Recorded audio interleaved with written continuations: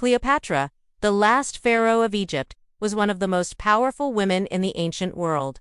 But how did she get that way? Let's find out. Her father was Ptolemy XII, king of Egypt, and her mother was Cleopatra VII. Try not to get them confused. Things were looking up until her father died and her brother assumed the title of Pharaoh. Now, her father had also been the high priest of Egypt's god, Amen, but he took that title with him to the grave. And apparently it was tradition that whoever assumed the role of Pharaoh would also become the new high priest. The two of them challenged Octavian's growing power, and in 31 BC, their opposing forces met in battle at sea, near the Greek island of Actium. It was a decisive moment in history, and though Antony's fleet was larger than Octavian's, it was defeated due to a lack of coordination and Antony's preoccupation with Cleopatra. So, Cleopatra couldn't just take the throne from her brother.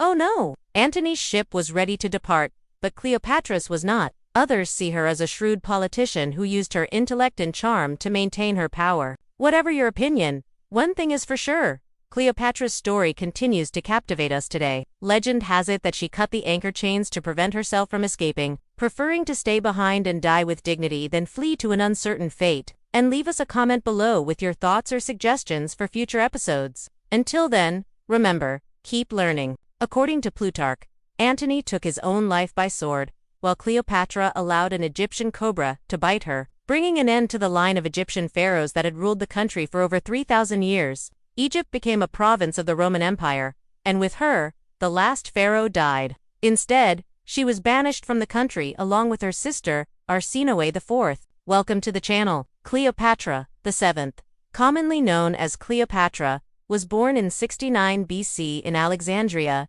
Egypt. At the age of 80, Cleopatra became Queen of Egypt, ruling alongside her younger brother and husband, Ptolemy XIII.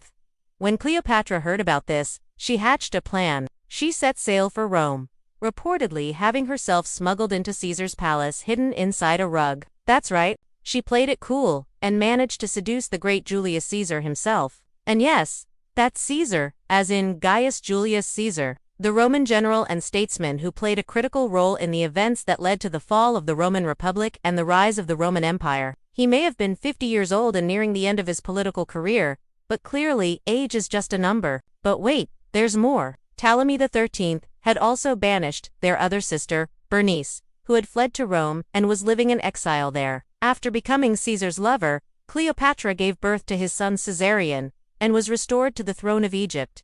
However, Caesar was assassinated in Rome in 44 BC, and Cleopatra wasted no time in switching alliances. This time, she aligned herself with Mark Antony, one of Caesar's assassins and the triumvir of the eastern provinces of the Roman Empire. Their relationship was both political and personal, and together they formed the second triumvirate with Caesar Augustus, who would later become the first emperor of Rome. But as you may have already guessed, Cleopatra and Mark Antony's relationship caused some problems. When it was clear that defeat was imminent, Cleopatra and Antony escaped separately, but not before ensuring that their ships were prepared to receive them. As for her legacy, Cleopatra has been portrayed by some as a symbol of feminine wiles used to manipulate powerful men. Thanks for watching. If you enjoyed this episode, be sure to hit the like button. Subscribe to the channel,